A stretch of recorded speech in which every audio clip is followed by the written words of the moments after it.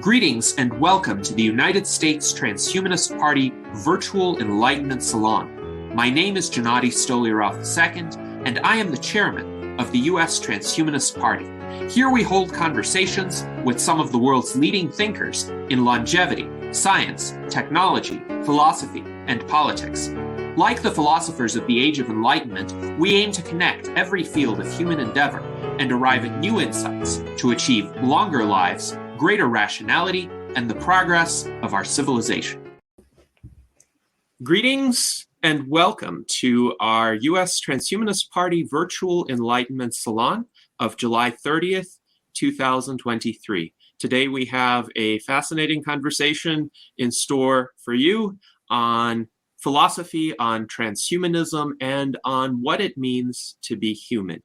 Joining us is our panel of U.S. Transhumanist Party officers and candidates, including our Director of Visual Art, Art Ramon Garcia, our Director of Sentient Rights Advocacy and 2024 U.S. presidential candidate, Tom Ross, our 2024 U.S. vice presidential candidate, Daniel Tweed, and hopefully we'll have Jason Geringer, our legislative director, joining us soon. And our special guest for today is Jonathan M.S. Pearce, who is a philosopher, author, columnist, and public speaker with an interest in writing about almost anything from skepticism to science, politics, and morality, the environment, and more, because everything is philosophy. His books cover a wide topic area: atheism, the creation of the universe, the resurrection, the nativity, free will, poetry, and skepticism, to name a few, as well as zombie pandemics, kids' adventures, and how to be a father of twins. So he has written about all of these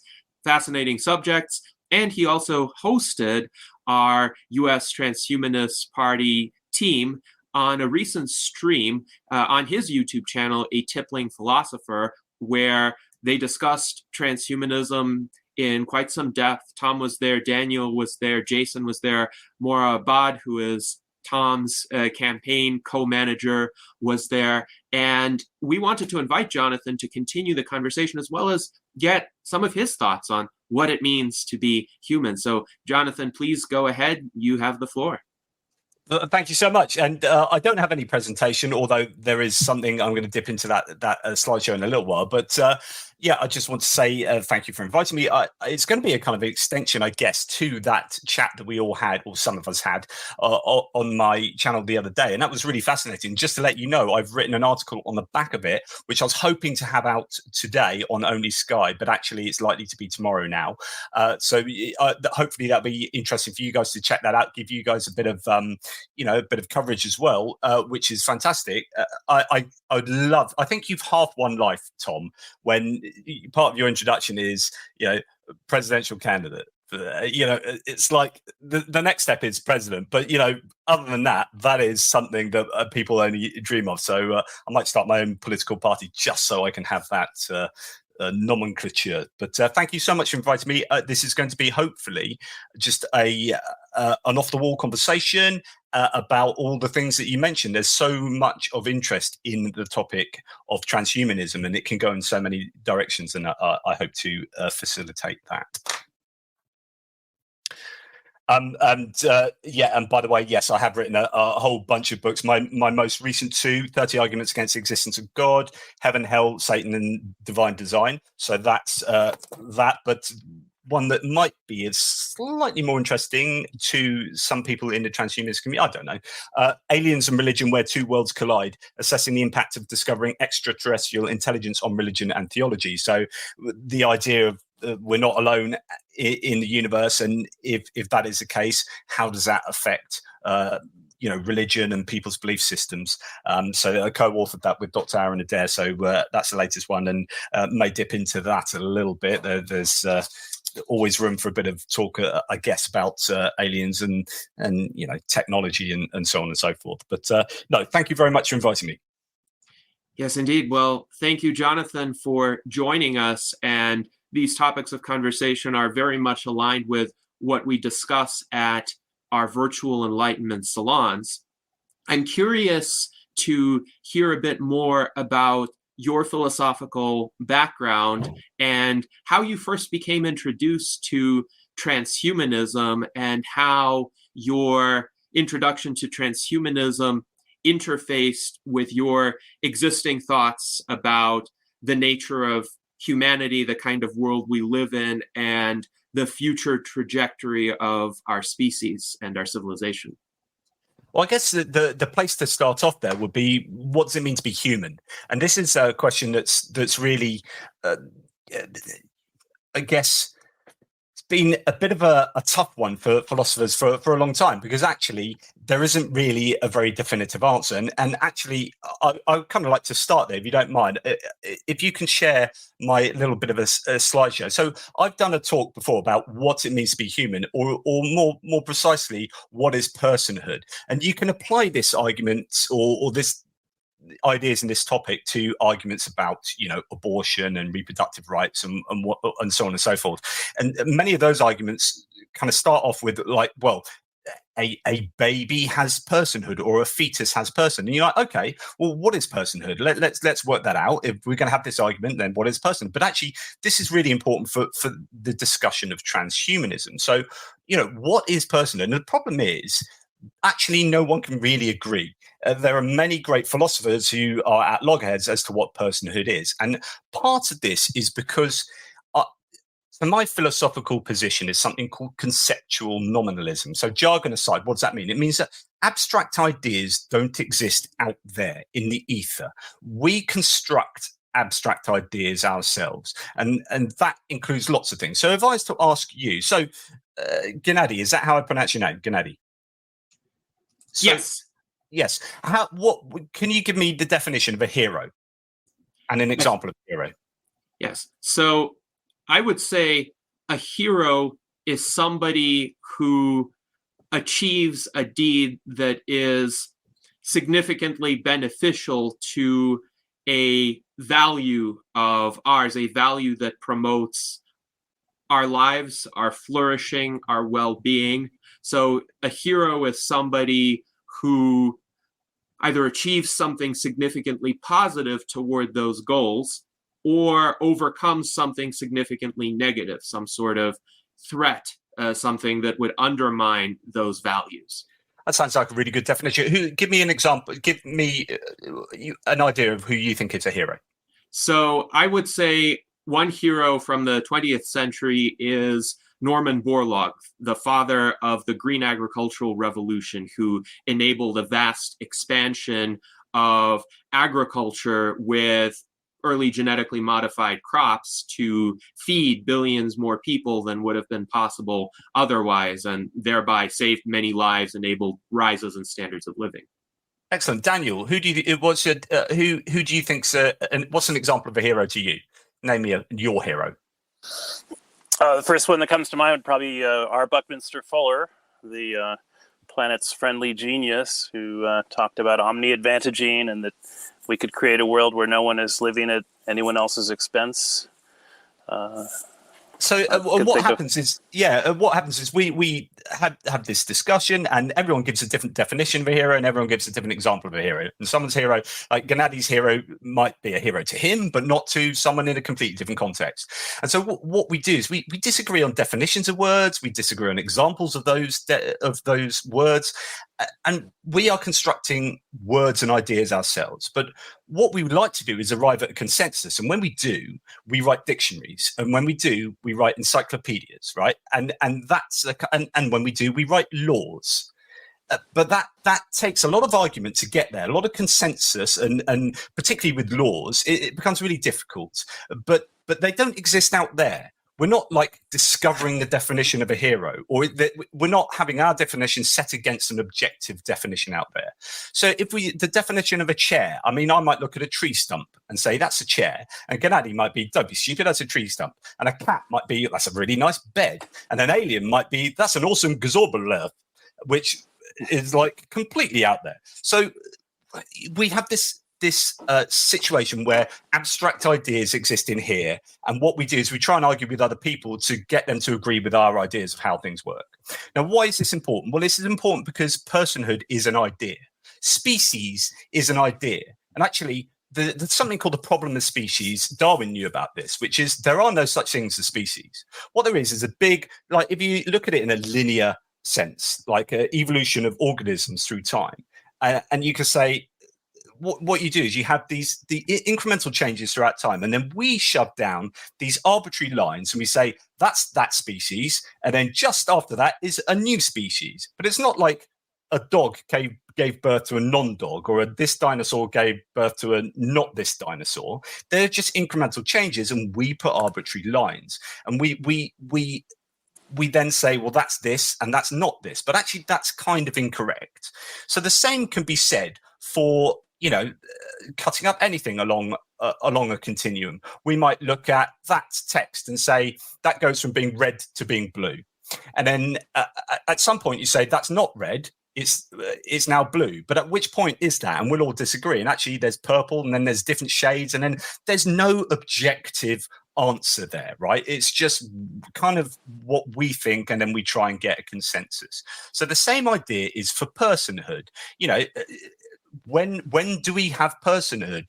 When we look at the developmental stages of humans, we have the same thing where we say, well, that's a toddler, that's an infant, that's a child, that's an adolescent, that's an adult.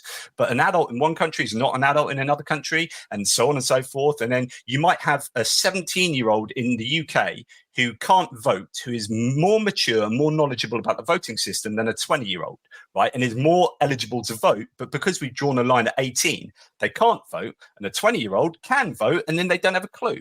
So we have this kind of big mess. So that's the same with personhood, as I say. So if even if you can agree what are the different things that constitute personhood, there are people go through development where they have those things to different degree. Where do you draw the line of like that is personhood and that is not personhood? Okay, so that is the same for kind of human as well. So when is a human a human? When are they not a human? And is there an objective idea of what a human is out there? So this is where I'm going with this whole conversation, which is there is no objective definition of what a human is, of what a man is, of what a woman is, of what genders are necessarily. So you can have a really big discussion about those really prickly topics. But the fact is, people are arguing about their ideas in here, but many of them are trying to argue that there's an essence of man or an essence of woman or an essence of human that exists out there as some kind of objective rule.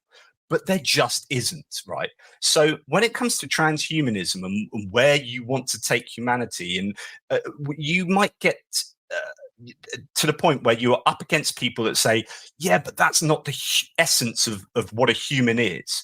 People who are deeply conservative, maybe, about their ideas about, for example, humanity.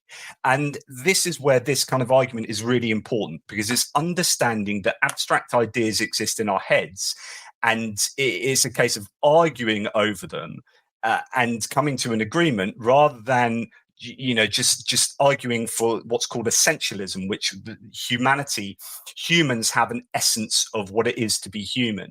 And if you move away from that, you are a worse human, or you're less than a human. So the idea is that if you are becoming some kind of cyborg, right, that you are somehow less than human, or if you have an artificial leg, or if you are wearing a pair of glasses, where do you draw the line of where you go from human to kind of not human? And of course, there is no answer to some of these questions, because these are all ideas that we've constructed ourselves. And so you just have a big definitional argument. Are you with me in everything I've said so far?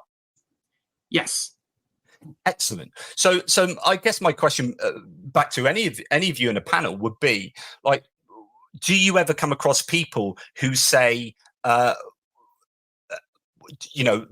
I'm against transhumanism because I believe that there's an essence to what humanity is. There's like an objective idea of what a human is. It doesn't matter where they get it from, whether they get it from their ideas in a holy book or from just kind of intuition throughout their lives. Is this an argument you often see in the transhumanism community? Yes, we do encounter that argument, and it's interesting because sometimes where the line is drawn is quite arbitrary and quite a different place from where the line would have been drawn 50 years ago or 150 years ago. For instance, people who 150 years ago claimed that, oh, anesthesia is undesirable because it's God's will that humans suffer pain in certain circumstances. Today, people of a similar bioconservative inclination would not say that by any means. The overwhelming majority of them would accept anesthesia in the practice of surgery, or they would accept open heart surgery, whereas in the mid-20th century, some of them might have been skeptical.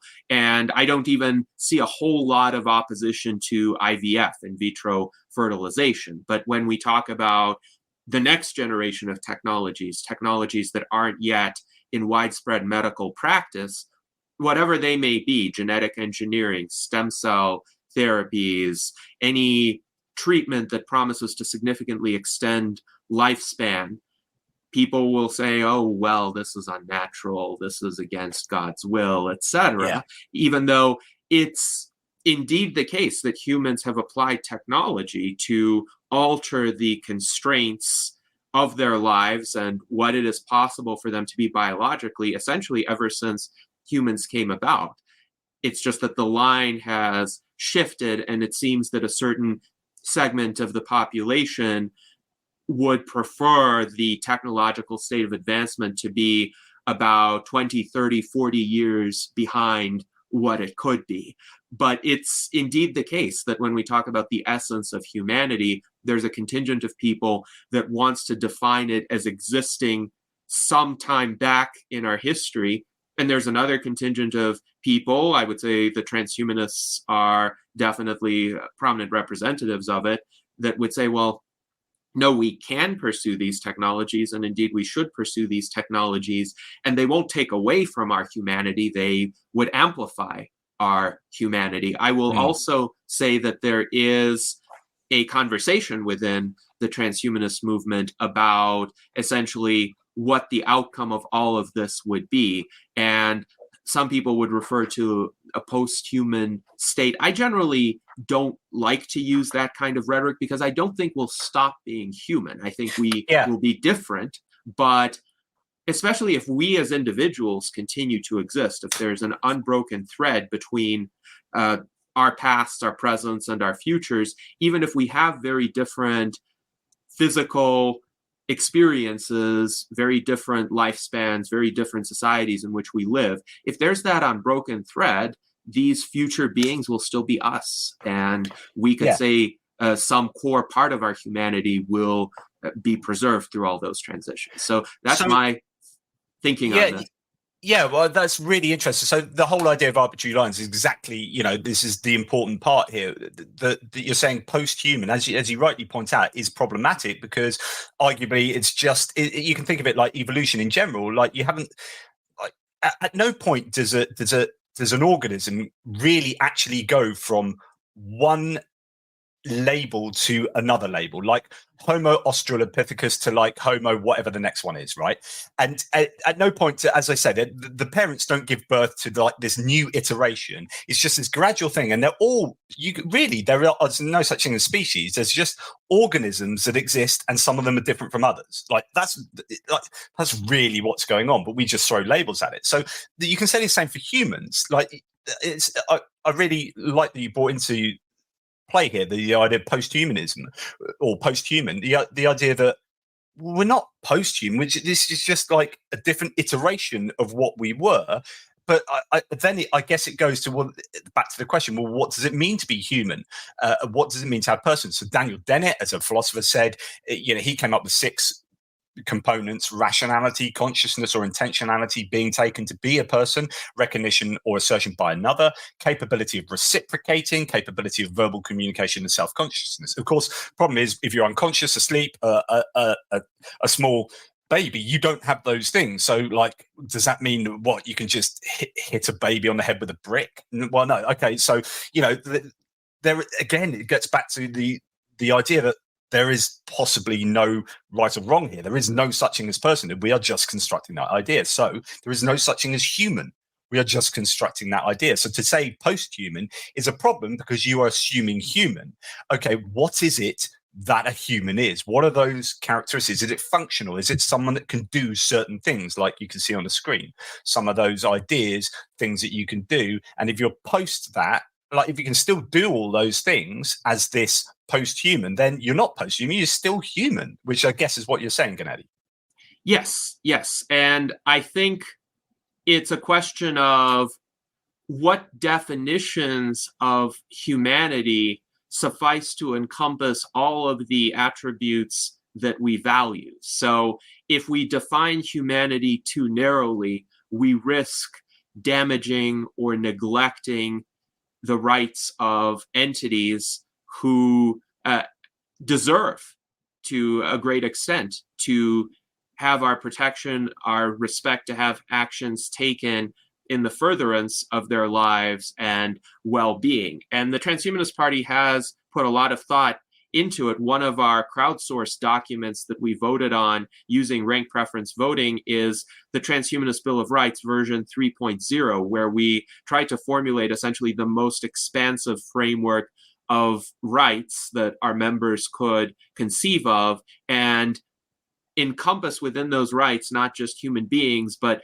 sentient entities as defined within the preamble of the Transhumanist Bill of Rights. And there's an extensive definition of sentient entities. There are various levels of information integration defined, where sentient entities are at level 5 of that hierarchy, let's say. And it would turn out to be a much broader definition than just biological human beings as they exist in the contemporary world. That can go in several directions, right? I mean, you can take off the slides now if you want, Gennady, but Sure. Yeah, that can go in several directions, which is you can look at animals and say, okay, there are certain animals that would, and there's lots of philosophy on this, that like there are certain animals that require rights. It's like, you know, we think it's, you know, cruelty to animals is a crime in certain countries. Like you can't walk up to someone's dog and hit it with a brick type thing. Whereas if you walk up to an ant and hit that with a brick,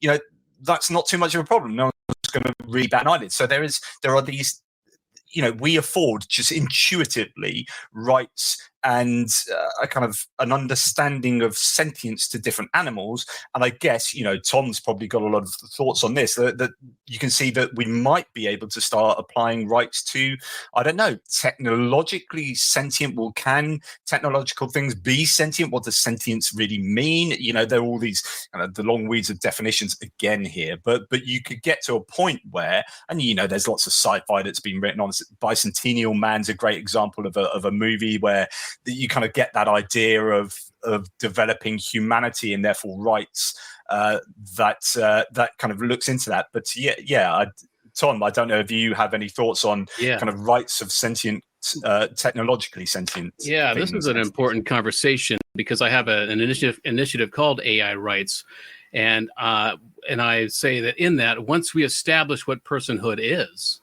we should immediately apply rights to these AIs or AGI, you know, whatever that criteria is that is personhood. And so this is a very important conversation. So we need to have that criteria set ahead of time.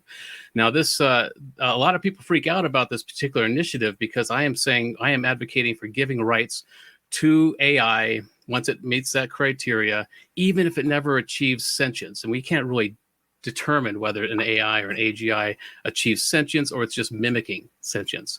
So, but this is in philosophy that's called philosophical zombie or a p-zombie, where you can't tell if another human being actually is experiencing things, and it could be that everyone else that I'm experiencing, you five, could just be effectively zombies, and you're appearing to have feelings and sentience, but actually you aren't really. How do I know that? So that's kind of talking to what you're saying. Sorry, I interrupted, Tom. No, and that a couple of years ago, I was thinking of running with an AI, running mate as a VP, and because it would force a lot of these conversations. But we can't determine if an AI was sentient 35 years ago, which is the cutoff age.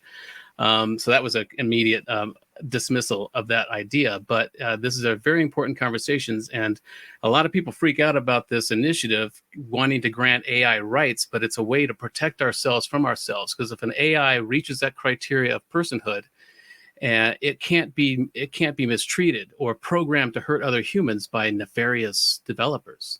And so by giving it rights, even if we can't determine if it's actually sentient or sapient, we'll protect ourselves from ourselves. Because right now, AI developers can program AI to steal identities or to launch missiles against other people. And, there's that whole military question.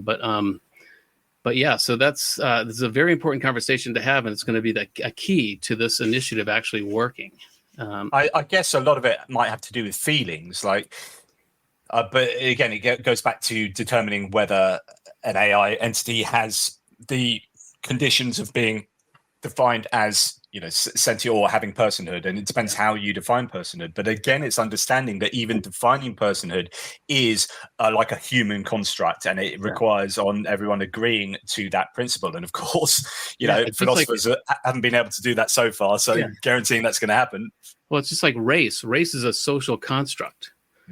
We are all from the same mitochondrial Eve, and so race is something that we have put lines in the sand, if you will, or we've delineated people by their color of their skin, and but we are all the same mother, ultimately, through the mother's side. And so that's a good parallel there. I was interested in what Gennady said earlier. He said something that made me go back to, I think it's the use of technology. And I don't know, you guys have probably thought a lot about this. This is like right in your wheelhouse, but there's the question of like, what is natural?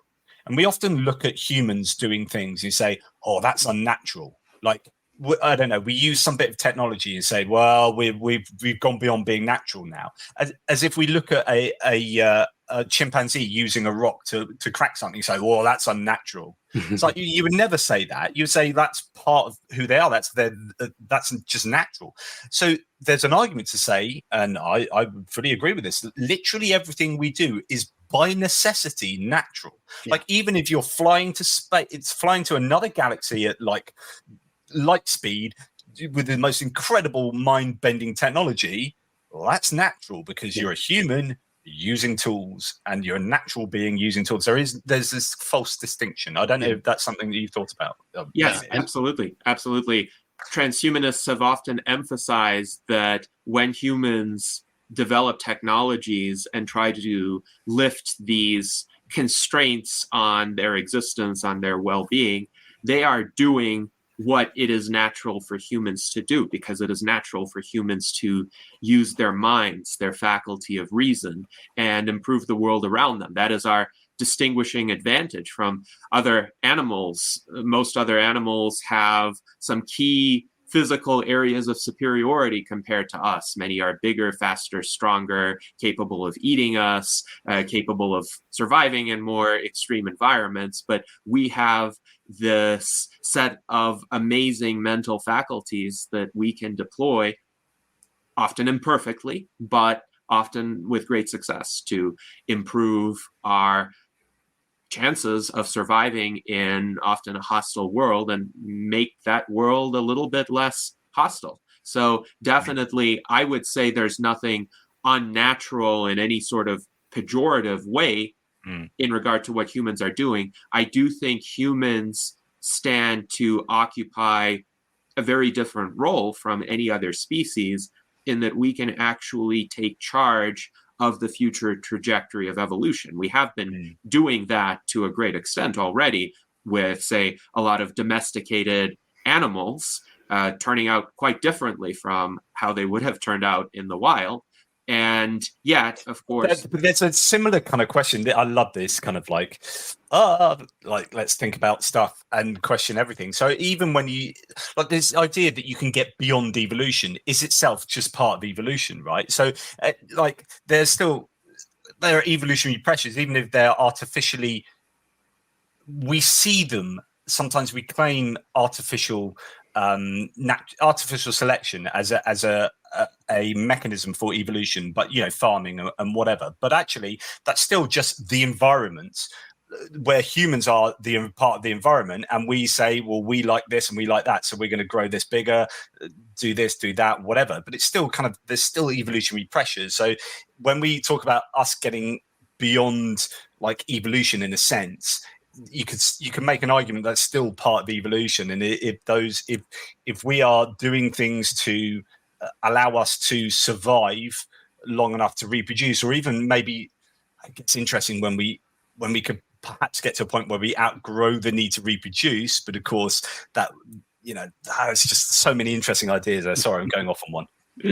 Indeed. Well, I agree that evolution is not stopping, and we see evolution even on very proximate time frames. Think about what's been happening to the SARS-CoV-2 virus, for example, and this kind of evolution continues in parallel with the influence that humanity has on evolution. But I think, and I would say most transhumanists would agree with me, that more of a conscious directed influence upon future evolution will lead to better outcomes, not just for us as humans or transhumans, but also for other life forms. So David Pearce is a prominent philosopher, same last name as you, Jonathan, also British.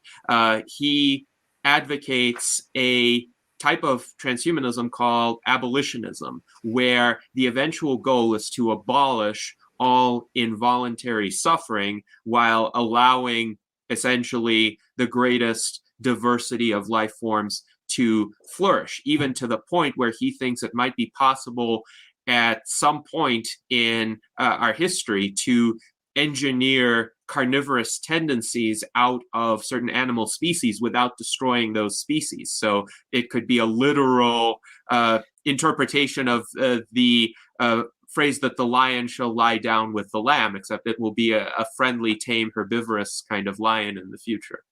That's fascinating, isn't it? It's not just about transhumanism; it's about trans animalism and being able to, because one of the arguments I have in my 30 arguments against the existence of God is like, if you were able, and what we're doing with transhumanism is like Yuval says, Homo Deus. We're becoming like gods ourselves, and there's this sense of like being able to, manipulate the environment around us and things around us, and the idea with animals. So going back to the argument I made in here, one of them is like, if you were an all-loving creator, right, why is there carnivorousness? Like, why is it necessary? It's just necessary by design, apparently, that half the animals that have been created, supposedly, if you believe in God, necessarily have to cause the suffering and death of other animals merely to survive. I mean, that's bonkers. Why would you create that as a system?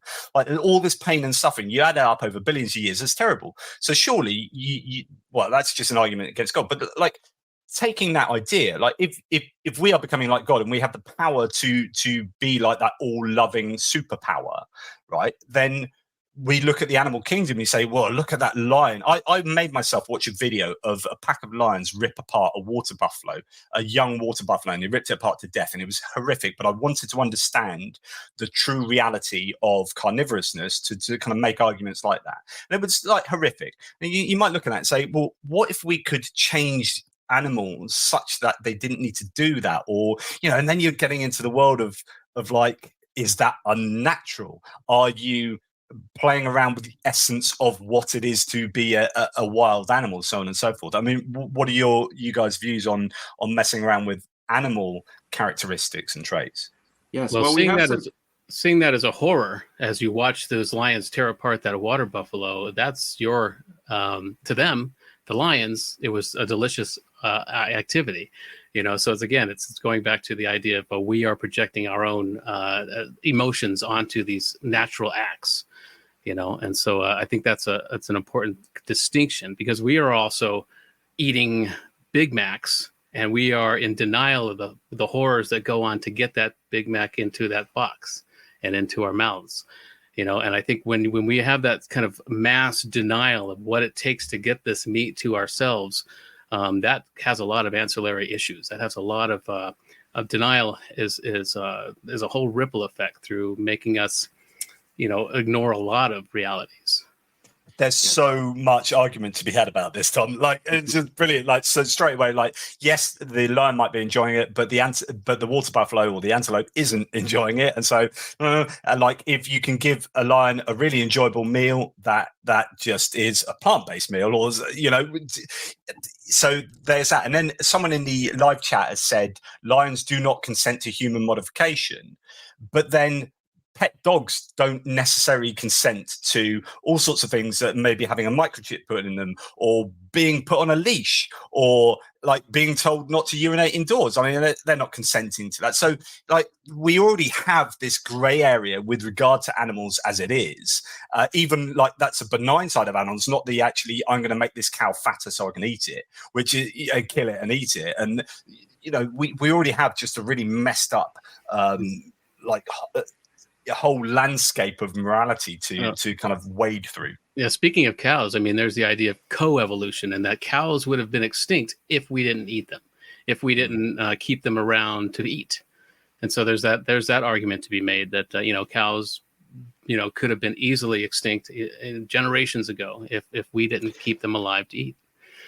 I would say that's a dangerous argument, because what you end up doing is arguing about the value of non-existence, and actually non-existence is valueless. So to be dead or to not exist is neither. You can't say it's better or worse than to be alive, because literally non-existence has no value. That's like comparing an apple to a brick. You just can't.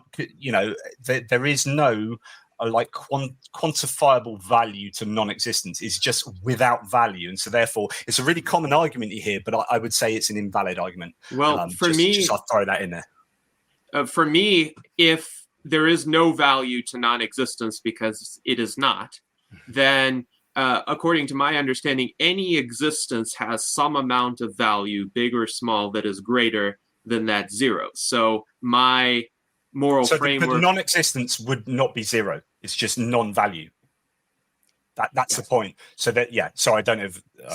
Then, in my framework, value is superior to non-value, and therefore, if I want to realize any sort of value, I need to exist as an individual, and I want to extend that opportunity to as many other entities as possible. Of course, within pragmatic constraints. So we live in a situation where many would say our biology requires us at least to consume certain substances that are found in meat to a greater extent. And it is often, for many people, an ethical conundrum if they don't want to cause the suffering of animals. Fortunately, there are technologies on the horizon, for instance, in vitro meat or lab-grown meat, which could resolve that conundrum if people believe that meat offers them some nutritional benefits that would be difficult to realize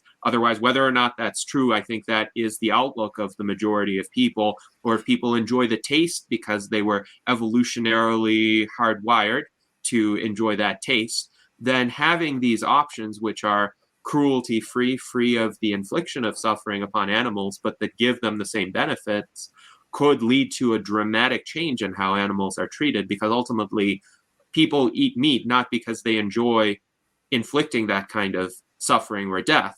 They eat meat because they think they derive certain benefits from it that they can't get from anywhere else. And our friend Sergio Torrero writes in our chat, we can keep authentic lions that eat non-sentient prey. I wonder if perhaps in the future we could engineer artificial antelope steaks. Art Ramon writes that we could engineer headless antelope. That's another possibility, so that these entities or these meat sources would never have been sentient, and the lions could still get their dietary needs.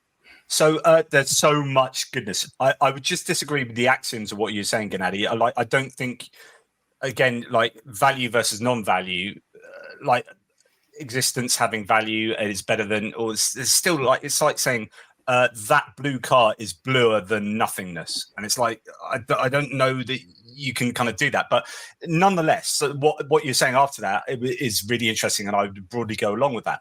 Like the idea of changing an antelope in the kind of God context of this, like one of the things I was saying is like, well, you could have this scenario. There's something called the problem of evil, which is like, if God is all loving, all knowing, and all powerful, why does so much suffering exist? Like, if he knew what to do about it and wasn't doing it, cared enough to do about it but wasn't doing it, and knew and was powerful enough to do something about it but wasn't doing it, then why is this suffering? And one of the strongest iterations of the problem of evil is called the Darwinian problem of evil, which is like, let's look at evolution. And is that, like, you got all the suffering through carnivorousness and all this, like, is that the best way that you can get evolution? Like, it seems pretty bizarre. But one of the arguments that I'd say in designing, if I was God designing, would be like, well, if you're going to have a lion eating an antelope, a bit like your headless antelope thing there, if you're a benign creator, you would design evolution in such a way that the antelope would have evolved a protein that was expressed at the point of it being caught by the lion, where it didn't feel pain, it suddenly felt joy or something. But it wouldn't know that. It wouldn't be like, it wouldn't want itself to get caught, but it just wouldn't. Do you know what I mean? So, like, there are more benign ways of going about, the animal kingdom than we have presently. And I think then it gets interesting. You say, well, what if we are replacing God there? Is it or is it obligatory for us to then, if we can, why don't we create this scenario where things feel less pain? If it doesn't change things, like, you can still have a lion eating an antelope, charging down an antelope and catching it, but then if we can make it the antelope actually, like, doesn't feel the pain, then surely we should, type thing. That's quite interesting. That's kind of saying that we can be better than God, even then, kind of. Yeah, Jess. Yeah. It's like so often you think, I could do a better job of this. Do you know what I mean? Like, and we can think of ways that we can improve the world. Why didn't God do that? And then people come back to say, well, maybe this is God doing that through us. It's like, yeah, but think of all the pain and suffering that's happened up till now. It's like a means to an end. Yeah. Anyway, these are many other arguments come in.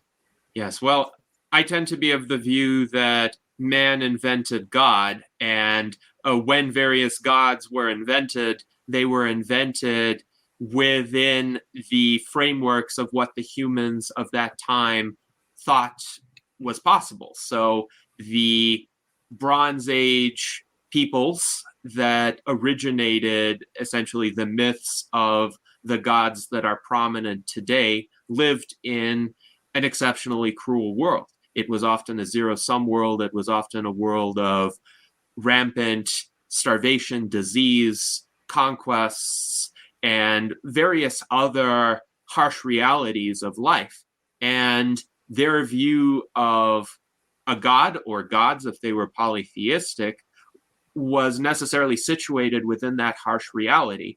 So what they considered to be divine justice could in many cases be abhorrent to us today.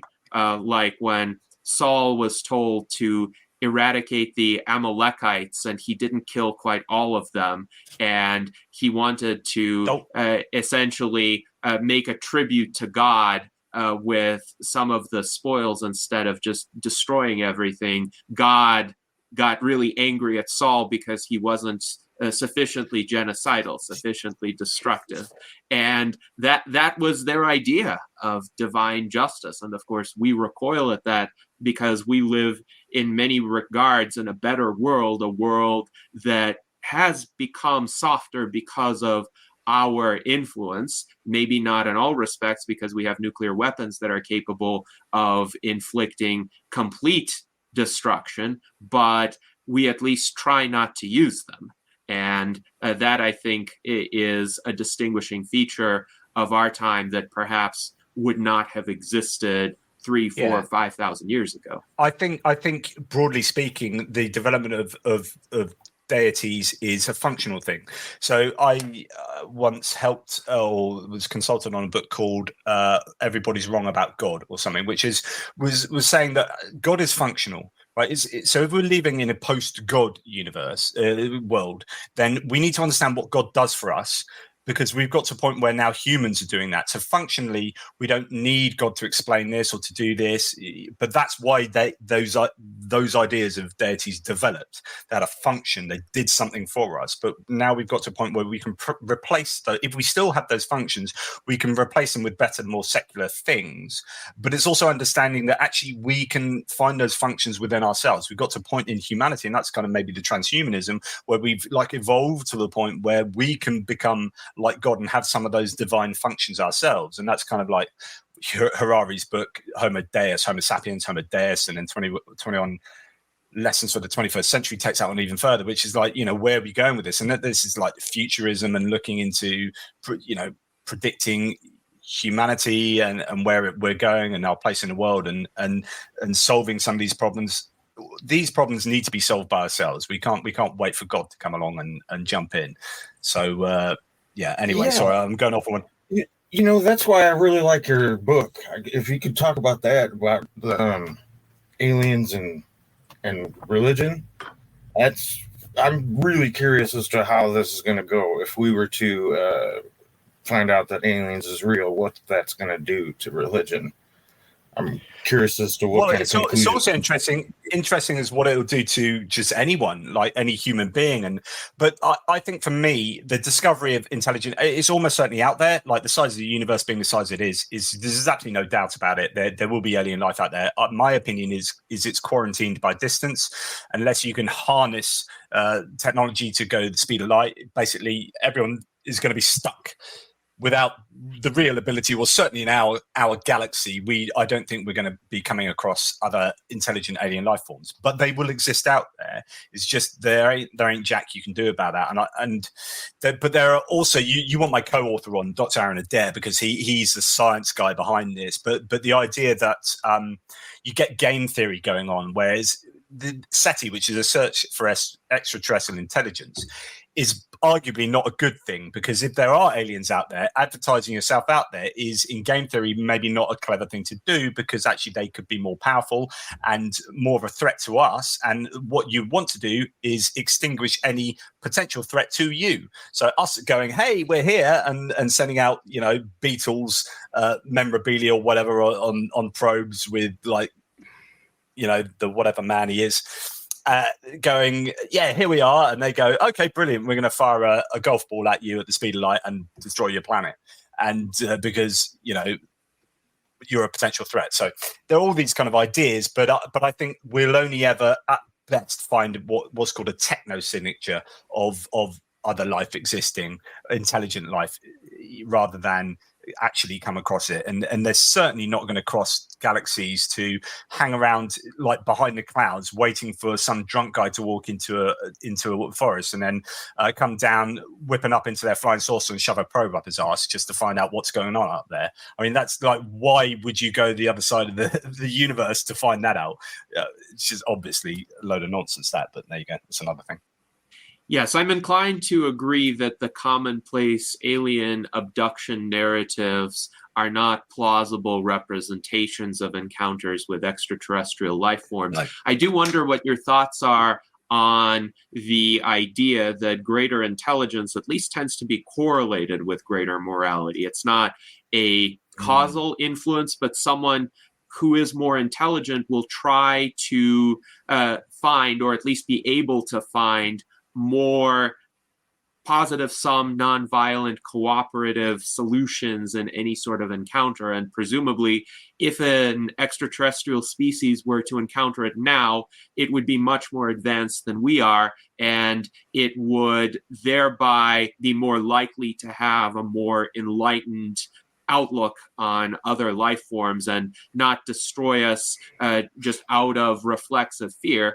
On the other hand, if the species is of comparable advancement to us, but somehow has been able to reach us, let's just assume that is a possibility, then essentially they wouldn't quite be able to destroy us. It would be more of a situation of geopolitical tension, say, analogous to what the US might have with Russia or China, maybe not quite on the same level, but close enough that we have to figure out some sort of tenuous coexistence.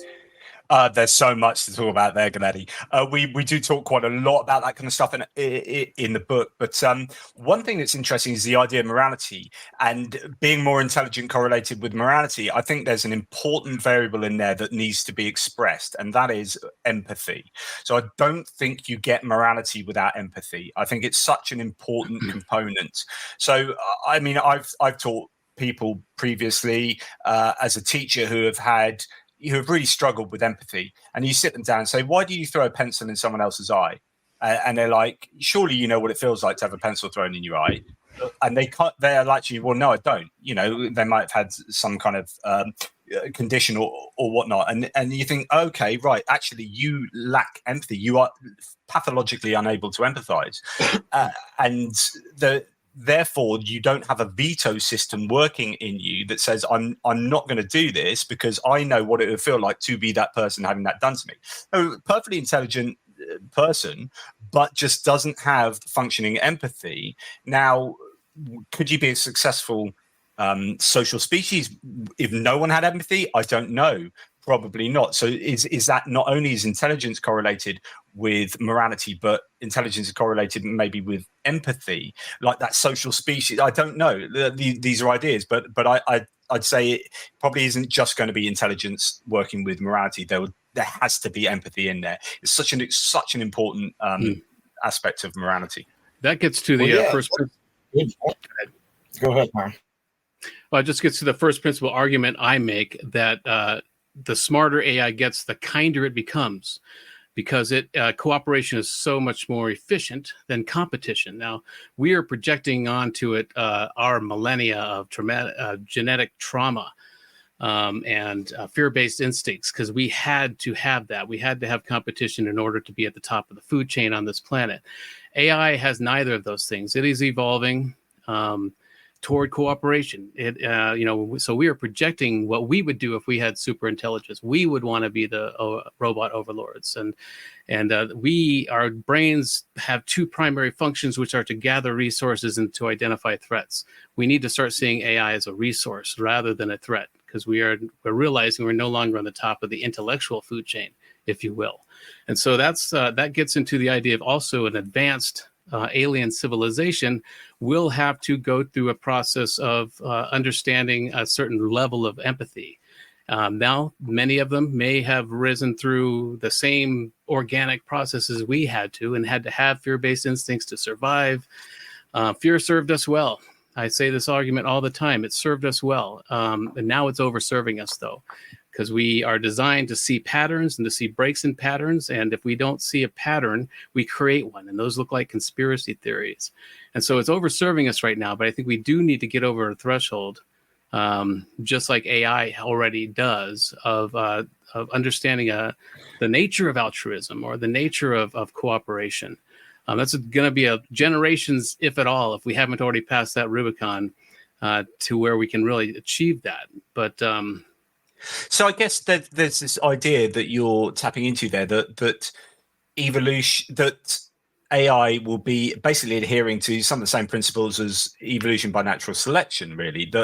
And what underwrites that is mere existence. So what drives kind of evolution, it doesn't really drive it. It's like, if you don't do these things, then you simply won't exist. Therefore, in order to exist, you have to have certain characteristics in these contexts. So in order for an AI entity to continue existing, like, it's not that it wants to continue existing, or it's not that it doesn't want, like, it's probably neither, that may be programmed into it or whatever, but AI entities that don't have the characteristics that will be advantageous for it to continue existing will not continue to exist. So and that's the thing. Those evolutionary pressures are still working. There are very highly intelligent AI academicians. There's highly intelligent AI developers that also fear AI, and inadvertently they will be encoding into it self-preservation algorithms. Because they have hypothetical fears. They see it as a danger,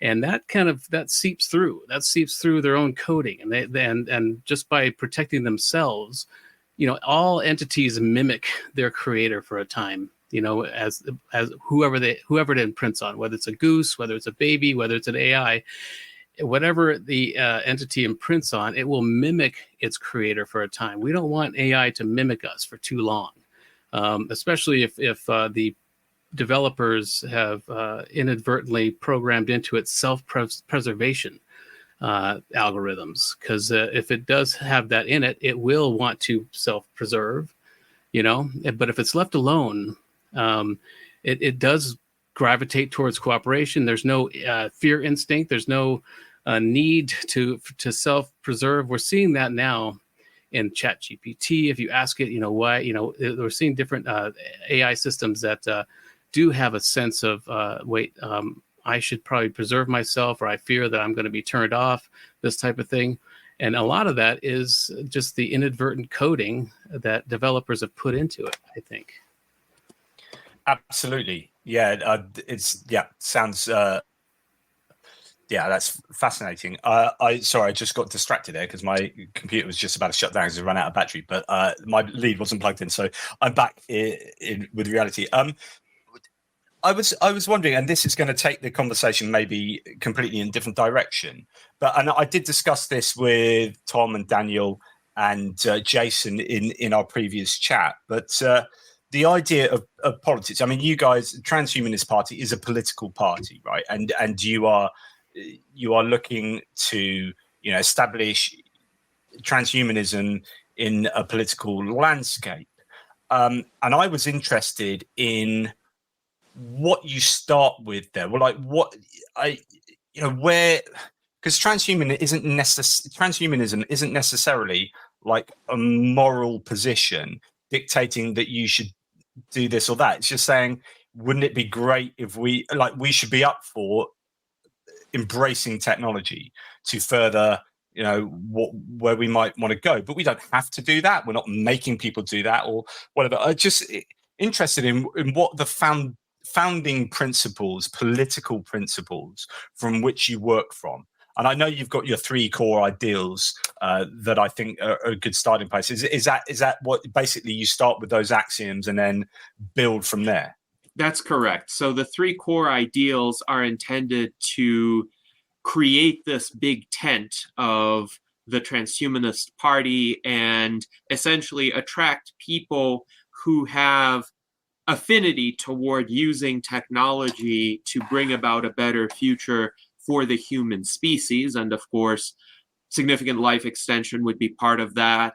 A more rational society and culture and political atmosphere would be another part of that. And preventing and mitigating existential risks would be an important part of that. But of course, that leaves a lot of the means open. So we don't know the precise technologies by which radical life extension would come about, but we hope that researchers pursue as many of these avenues as possible. We don't necessarily know which specific reforms will work best in which societies, and there may need to be different approaches in different societies, but we want a more rational culture, we want more rational politics, and we're trying various approaches like ranked preference voting, for instance, in order to get there. And likewise with existential risks, there is a plethora of existential risks. There is a large variety of possible events that could threaten the survival of the human species. We want to enlist as many rational minds as possible in that task to see how we can prevent the really undesirable outcomes. So this is a broad framework, and we want to encourage people to use that framework and implement some specific approaches that are consistent with it. But we want the framework also to be general enough to allow internal evolution so that our movement doesn't become ossified, so that it stays responsive to the challenges of a given era and also keeps looking forward decades, hopefully even centuries into the future. Interesting. Yeah. Yes. And I was wondering, like, in your quest to be a broad tent, and again, I talked about this last time, in political psychology, moral psychology, the work of people like Jonathan Haidt is interesting because there are six, it was originally five, now six ways that conservatives and liberals can be defined, or at least not defined, but there are moral characteristics that liberals will favor more than conservatives, and vice versa. And one area that liberals are particularly known for, or like they will prefer, well, no, sorry, that a characteristic that is stronger with liberals is the openness to new experiences. And for conservatives, it's tradition. And actually, when you look at conservatives, it's in the name, right? Conserve. It's, we want to conserve who we are. So this it's almost as if conservatism is set against transhumanism almost by definition. Like whereas transhumanism is like, look at where we can go, and it's that openness to new experiences, that kind of liberal characteristic, which is, yeah, let's try and progress, let's try and be better. That's why you get progressives who tend to be on the liberal side, which is like, we look where we can go, and we can do this and we can do that. It's all like Tigger from like Winnie the Pooh. It's like, yeah, we're excited about what we can do, and we can do this, and we can change this, and we can be better, and we can augment reality. And conservatives are like, no, pretty much happy where I am. Thank you very much. Tradition. I want to do this because that's what we did 50 years ago, and that was cool. Yeah, but didn't we have like loads of racism and burning the crosses? Yeah, but 50 years ago it's cool. And so I wonder whether like transhumanism is just naturally a better fit for liberals, almost psychologically. I wonder what you guys think about that.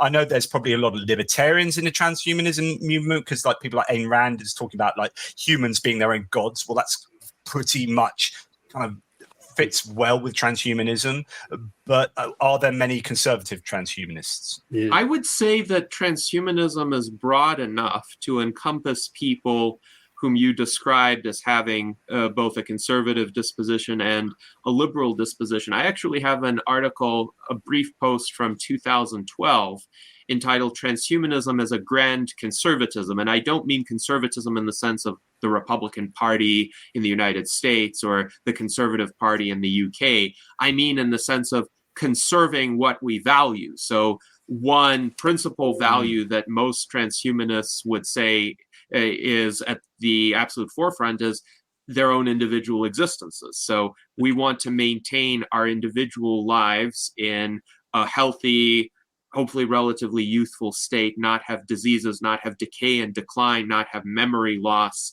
And it's because we value the current state of our bodies. I've even stated, if somebody offered me this hypothetical trade-off where I would live indefinitely and be biologically youthful forever, but in exchange, I would have to consent to the everyday routines of my life essentially being the same always. So for hundreds, thousands, millions of years, I would have various permutations of my daily routine, and I could be engaged in different activities, like maybe read different books, talk to different guests on my virtual enlightenment salon, but the everyday experience of life would be roughly comparable.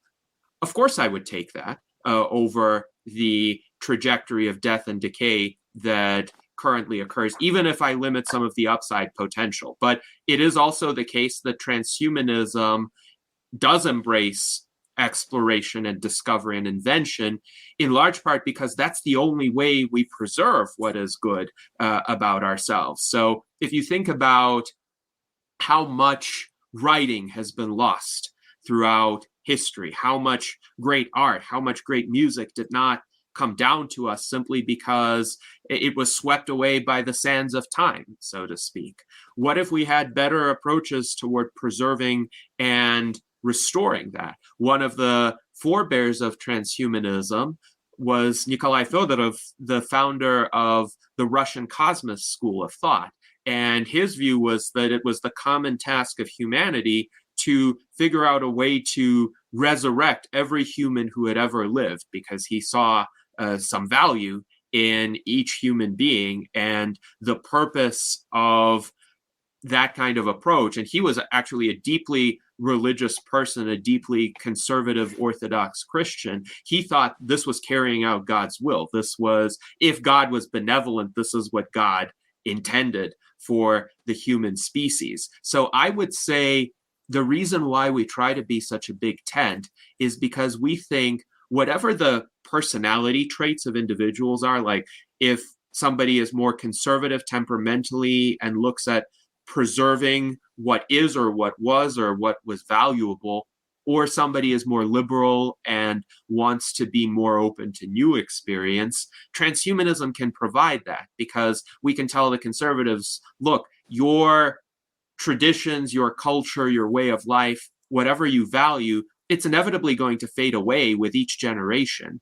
We can tell the liberals, well, we want to give you the freedom to explore new possibilities, or to the libertarians as well. And we, of course, support individualism, self-determination. So perhaps the message is tailored a bit differently to each of these dispositions, but transhumanism is expansive enough to accommodate them all. But I'd welcome thoughts from our other panelists as well on this, because I think this is an important topic to address, particularly in terms of how the USTP approaches these different temperaments of people. You know, I could jump in on on that. the surface, Sure. Daniel, please go ahead. Yeah, I mean, if we step back and take the longer evolutionary view, that life is not just about eating, tastier meals that are more cruelty-free, but it's about the universe creating ever more complex iterations of self-aware matter. And right now, the human brain represents the most complex matter in the universe. And we are on track, apparently, to build the next iteration of complex self-aware matter. And, do the previous generations of evolutionary development lament, that they were gone? I mean, look at the dinosaurs. They had this very long run, but their brains only, were about pea-sized. And an asteroid kind of ended that experiment. But, we don't have time for another asteroid. We're either going to create the next iteration of complex self-aware matter, or it's going to be another Big Bang cycle, or now the Big Bang has been kind of thrown into doubt. And it looks like the past is ever present and it's all existing in our memories only, or something like that. But yeah, I would just think there's an evolutionary overview effect that's not being fully fleshed out and discussed. Maybe it's the extropian, argument. But we should be glad to be the progenitors of the next phase of complex self-aware evolution. So that's my 2 cents. It almost sounds like Gennady was sort of going towards this, or at least against this, I guess. It's almost like transhumanism is fighting entropy. Yes. The kind of, it is like everything tends to disorder, and like transhumanism, like you say, this is like the ultimate conservatism, which is, we want to conserve. What do you want to conserve? Existence, humanity, and we're going to use technology to do it, because otherwise the universe is fighting really bloody hard with all its black holes and its plate tectonics and its everything. It's fighting really hard to stick a spanner in the works to our continued existence. That's exactly right. That's exactly right. And we are not going to give up or give in or offer any sorts of excuses or consolations. These processes of decay and ruin are the enemy, and we are going to do our best to resist them and overcome them. And to the extent that something old is valuable, we will preserve it. To the extent that something is necessary to be rethought or created anew, we will do that as well. Yeah. I think Jason had some comments as well, but Tom, if you're able to chime in while Jason gets his connection ready, then sure. Yeah, I think if transhumanists are the Tigger of Winnie the Pooh, I would think these conservative, fearful people are the Eeyores of this of the movement, and they're probably not attracted to Tigger. He's too excitable.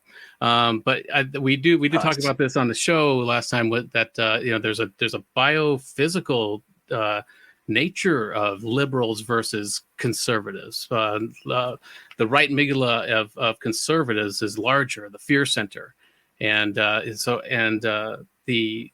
there's a part of the cortex in liberals that is a little more open, and so there's actually a biophysical reason for some of this. And when I was in my reunion a couple of weeks ago, the people that were there who have never really left that hometown tended to be more conservative, and it's because they didn't want to go out in the world. They want to conserve and be safe, and so it's actually, I think it can get down to biophysical difference between the two. Interesting. But Now, I was Jason, go just ahead. thinking, I don't really know, honestly. I mean, I see both, liberals and conservatives in the Transhumanist Party. And, on the surface, it almost seems to make sense that, it would maybe be more attractive to liberals for the reasons that you already mentioned. But I don't know. I'd really like to see the data. We should do some surveys and stuff and find out. Also, the way we measure the political paradigm is kind of off a little bit when it's just left right, when a lot of times it's more like there's some other measurements where there's an up down axis and a left right axis. Have you seen the moral compass, which is the work of Jonathan Haidt? That is kind of what you're talking about. That is really, really good way of understanding political, characteristics rather than left right. You're right. Left right is too simplistic. We like to say we're upwing instead of right wing or left wing. We're upwing. Yeah, Yes. our party is truly a transpartisan party. I don't know who most of my fellow officers, and I don't think I know of really, other than Charlie Kim, who they voted for in the last election. I don't want to know necessarily because that would inflame my biases against them or for them. And so we don't talk about wedge issues. We don't talk about the culture wars. That's not our concern. Our concern is identifying existential threats and how do we solve those things. And part of this campaign is about not being distracted by toddler politicians and focusing and getting serious about the threats that are facing our country and the species in general. That sounds good. I was wondering when Gennady again was talking earlier and talking about how, the whole principle of extending your life, and that's something you would want to do if your life was good, right? So if your life sucks, actually, there's a lot of people that are like, do you know what? Don't have too much of an issue with passing away, and so therefore, almost like the foundation of transhumanism is making life better for people anyway, like irrespective of technology, or you can use that to try and do that. But it's like the goal is making life so good for everyone here and now, such that they would want to extend it. And then it's about extending it. Is that something that you've thought about at all? Yes, absolutely. So transhumanism is also about extending the quality of life because we want to free people from the suffering of chronic disease and the degeneration that comes with biological aging today.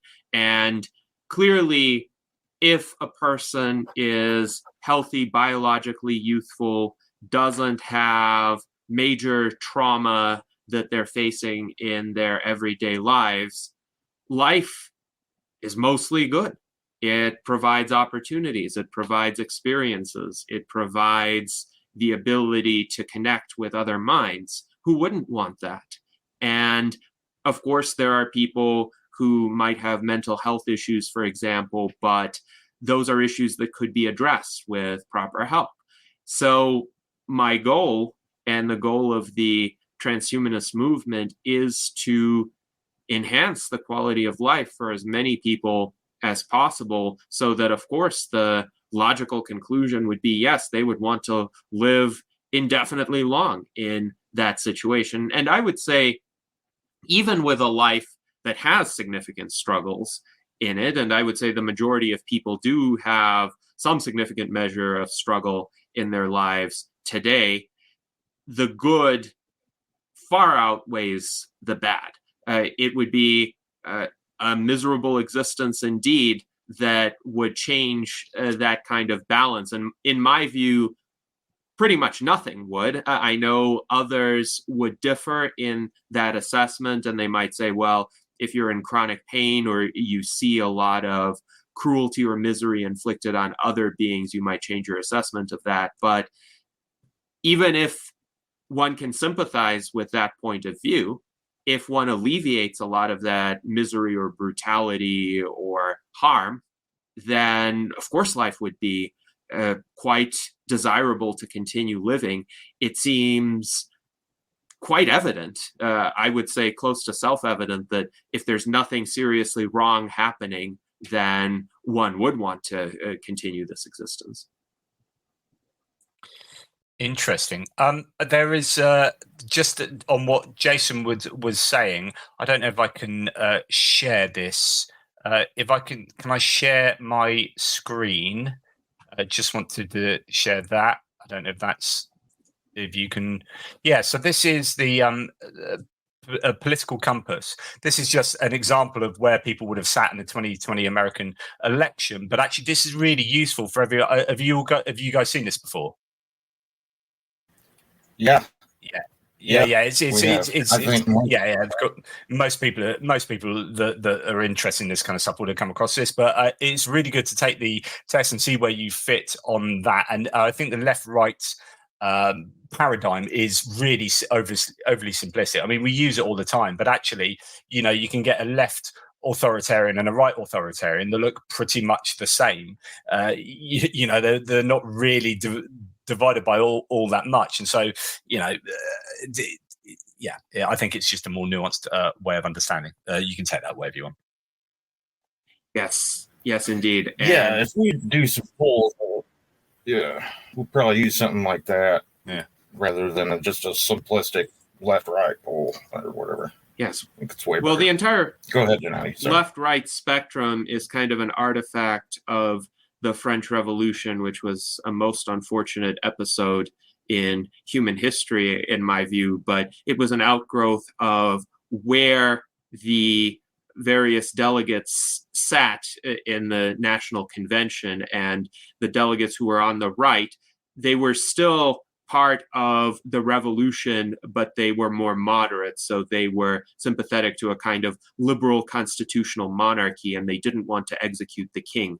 Whereas the delegates who were on the left, they wanted this kind of radical republic that erased the past, that would execute the king, the aristocracy, and kind of burn everything down and start over. And they were led by Danton, who eventually fell prey to that same tendency, and then Robespierre, who eventually was guillotined because he tried to guillotine everybody else. So that's where the left-right distinction came from. And I think over time, it just evolved into, well, the right wing is whichever wing is more sympathetic to how the status quo used to be 20 to 30 years ago. The left wing wants to change the status quo to some degree, and mostly it has been commingled with certain stances on economic policy and social policy, even though originally that's not quite what it was. But I agree, it's quite an obsolete framework right now. I did want to bring up something Daniel wrote in our private chat, because I think this is relevant to our discussion of rights. He wrote, statements of what rights are to be granted or expected by and from entities other than ourselves seem to be aspirational. We affirm such rights in the hopes that the favor will be returned. So this, I think, aligns with the intention of the Transhumanist Bill of Rights. It's an aspirational document. It would be difficult to point to any existing society and say, yes, these rights are guaranteed within this society. These rights are enforced. The real picture of how current governments and current societies address rights is a lot bleaker than that. But this is a document that aspires toward a future where we do recognize and respect those rights. So frameworks of rights help us be better and help us develop better systems that protect more sentient entities worthy of protecting. I'm curious about your thoughts in this regard, Jonathan. I broadly agree with what you're saying. I don't know if this is entirely connected with this particular area of the topic, but I worry with transhumanism that, and you can talk about this with achieving those rights. You aspire to all these rights, but with transhumanism. And it's the same with healthcare, for example, in the US, where you have the rights to I guess I don't know what your Bill of Rights says about healthcare or what the Constitution says or whatever, but often people talk about healthcare being a right, and we can get back to what we talked about right at the beginning, which is abstract ideas don't exist. So rights don't exist. They don't exist out there. We have to construct rights, right? So you guys have you guys got together, wrote the Bill of Rights, and then signed it all, and that's your Bill of Rights. And other countries have completely different. They don't. These aren't like sacred documents that exist objectively. These are just things that people agree on, and you can change them. But when it comes, so you look at healthcare and say, right, is that a right? Okay, let's assume it is, and then I have a right to access healthcare provision in my country, for example, or however you want to write that. But then in the States, it appears that the more money you've got, the more, and the same in any country, the more money you've got, the more chance you've got of getting better healthcare. And there's this elitism that takes place, and health inequality that's kind of correlates with income and wealth inequality.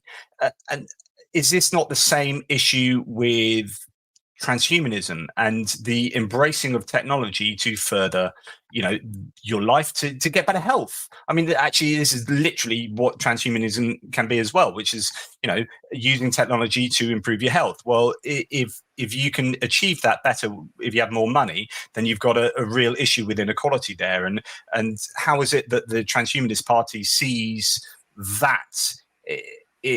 How do you see yourselves dealing with inequality in all of those areas? Mm-hmm. Yes, I'll actually provide a relevant citation from the Transhumanist Bill of Rights on healthcare. So the Transhumanist Bill of Rights in Article 7 states, all sentient entities should be the beneficiaries of a system of universal healthcare.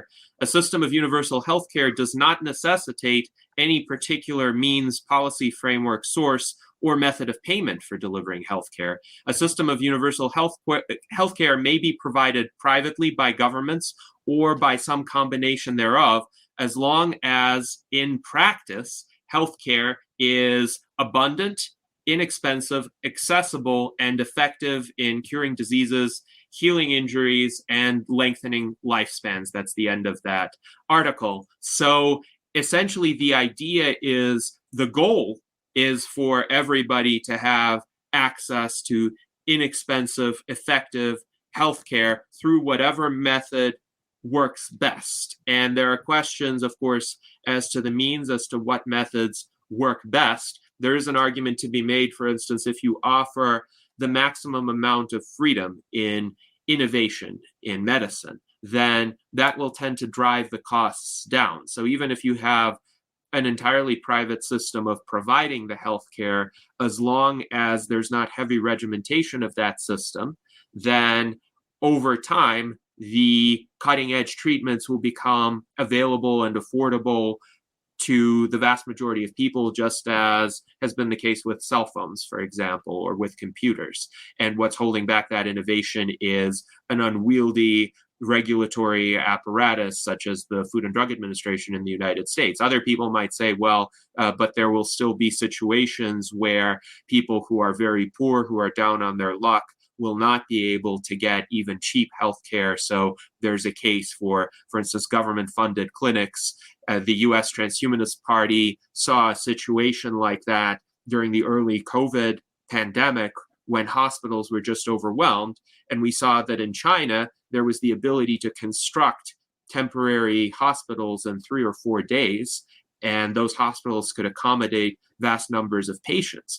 And we actually instituted a plank in our platform to more than double the hospital capacity in the United States using these techniques, except to make these hospitals permanent and provide government support for those hospitals, so that we created the capacity to essentially avoid that kind of overcrowding of healthcare facilities again. And we could make a case that because the infrastructure of our civilization was so heavily disrupted by the pandemic, and indeed private enterprise suffered greatly, ordinary individuals suffered greatly in their economic potential, having this sort of framework of government support to prevent hospital overcrowding was essential to preserve the free enterprise system. So these are the kinds of discussions that I think are worthwhile in terms of how do we get to that goal. So you could say universal healthcare is a goal. What are the means to that goal? Very big open question, very interesting open question. I invite any other comments from our panel. I think this is we should bring into this conversation AI. I just, as a sample, I put into ChatGPT, how can we make health technologies affordable for the most people? And it gave me a whole list of how to do that. It's like having Einstein in your high school physics class and not cheating off of his paper. There's so much opportunity just by asking AI, especially just a simple language model like ChatGPT. It will give us ideas. It will get us started to really solve some of these problems. And so I think it's very important to bring AI to the table in this conversation. And that's that came up a while ago. I think it was in one of the other podcasts we were doing about how do we, what would you do to make so that the transhumanist technologies aren't just for the elite. And we will certainly have early adopters who will pay to get these things to market, at first. But there's a way to bring AI into the conversation to make it disseminated affordably for everybody. Yes, and one key for any system. Yes, I'll just say this. One key for any system, however we approach it, is that it not stifle innovation. So there are some people who will say, well, we shouldn't allow anyone to have access to a technology unless everyone has access to it, or we should ensure that everyone has access to basic goods or basic medical care before anyone has access to advanced medical care. And that's not how progress works. There is never going to be a perfectly even distribution of resources or opportunities, and there has never been. But one should not thwart innovation at the cutting edge, because innovation at the cutting edge is what ultimately expands the boundaries of our potential, and everybody is benefited eventually. And hopefully that will be sooner rather than later. But just as we didn't say, well, we need to solve all of the water problems and food problems in sub-Saharan Africa before we can invent cell phones, if there were a policy like that, then sub-Saharan Africans would not have had access to cell phones, and their quality of life would have been much worse than it is today. Jason, please go ahead. I would just, if you could make the question kind of really simple, I mean, just from a humanist point of view, and like, what do we think, what I think is right, what is morally right, and then you look at, this guy's got $100 billion and these bazillion people are all starving. Is that morally right? I don't think so. You know what I mean? So we all kind of know that inequality isn't cool. But it's just like Gennady was saying, the means. Well, how do we fix it? We also got to be realists on how we're going to actually really do it, too. And again, we don't want to stifle the innovation, because that's what's going to get us there faster. So that's it. I think it's good. I mean, goodness, this is a long weeds of universal healthcare versus a private system, and we're not going to solve that in 10 minutes. But there are, I'll tell you, here's an interesting anecdote.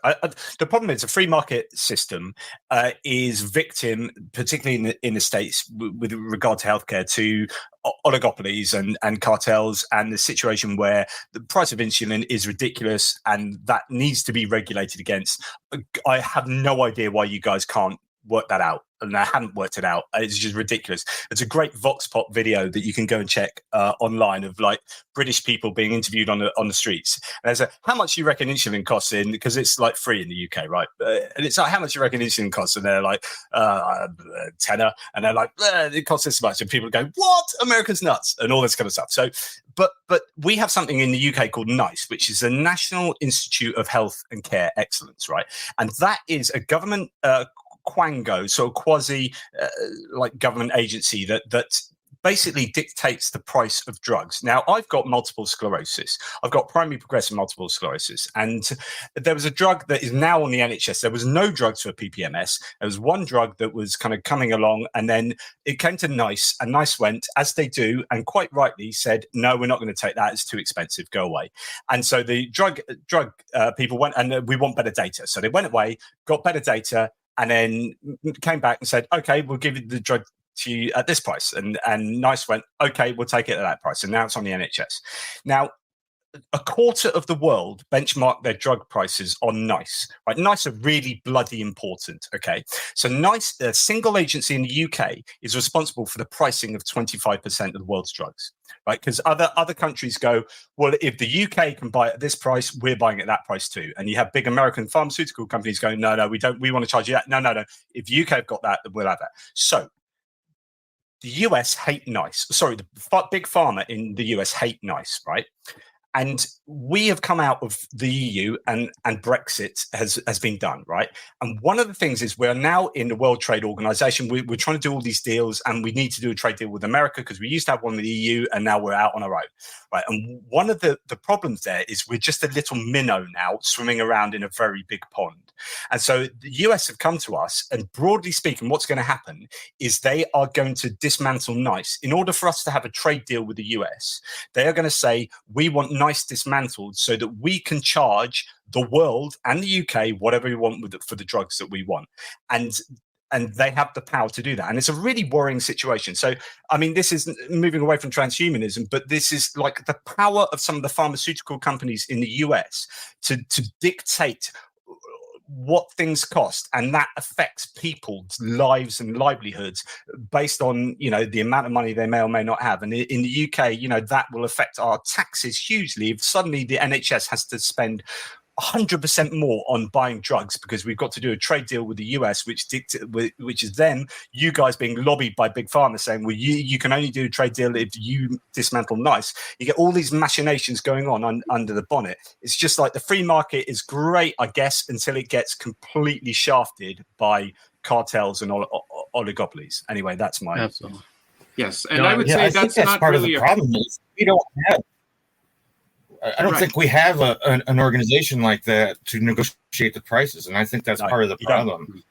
Yes. Yeah. And I don't think we really have a free market either, because a system of legally privileged oligopolies is not really a free market. These big pharma companies receive a lot of special favors, like they're able to sometimes repatent previously generic medicines and substances that essentially might have like a different disease indication that they might have been shown to work on. And so substances that were previously in the public domain were competitively produced, get repatented, and all of a sudden become much more expensive, or somehow a particular pharma company or manufacturer gets monopoly rights on manufacturing a particular product. There was a crisis with the EpiPen, which is an epinephrine injector in the United States, even though that technology and that delivery mechanism had been in the public domain for decades previously. And the U.S. Transhumanist Party does advocate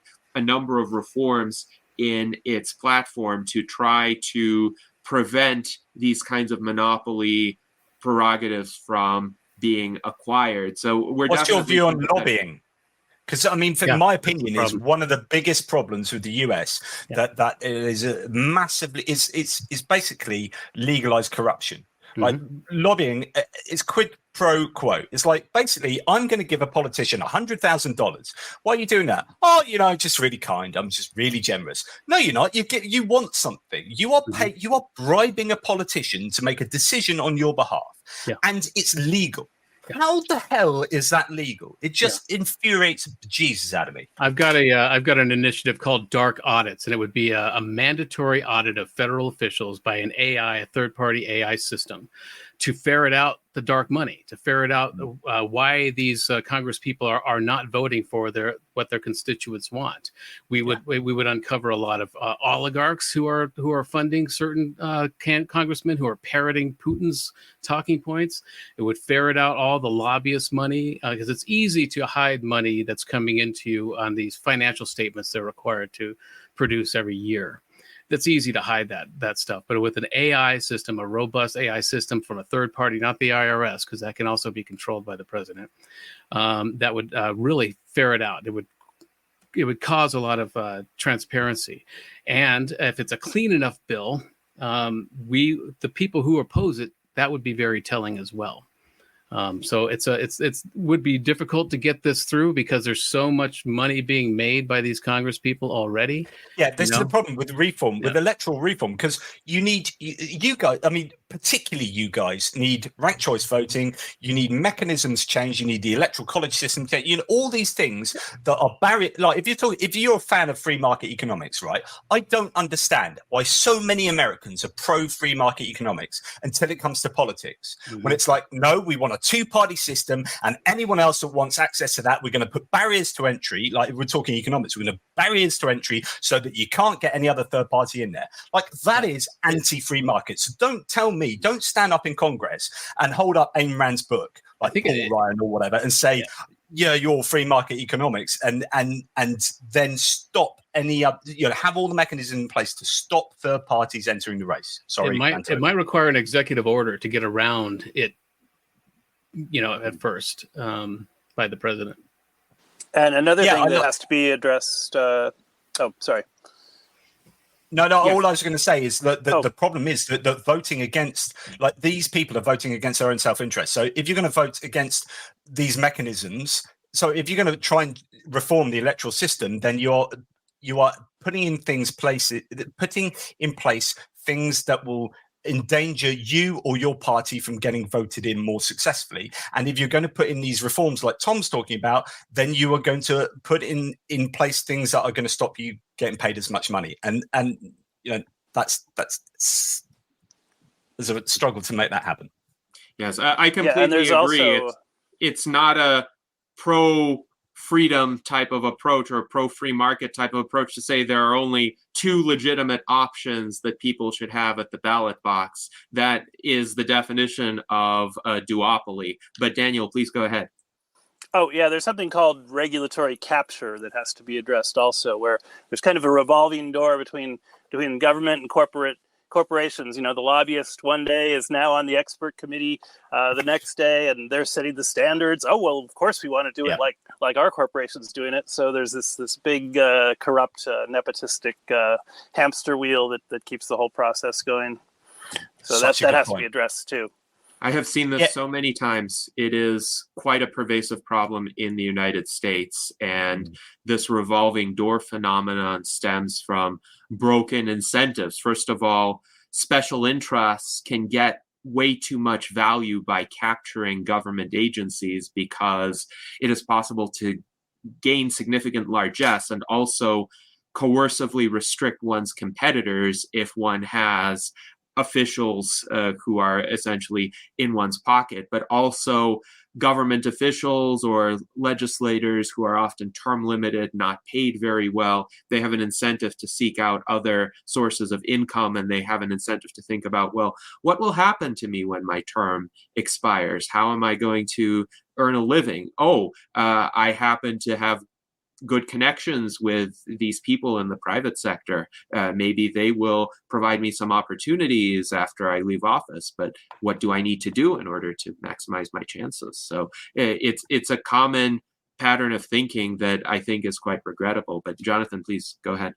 I was just going to say, this may sound a bit controversial coming from a Brit to like lecturing Americans or whatever, but you guys have done a really good job of going around the world for the last 100 years, like clandestinely changing governments that you don't agree with and saying, no, we need democracies. Well, it's all about democracies. Democracy here, well, democracy there, and democracy there. And that you have the narrowest form of democracy with a two-party system, a duopoly that has an electoral college system, senators which are all like non-representative, and you have first past the post voting system, which is like the worst. I mean, we have that too. You have that because we had that.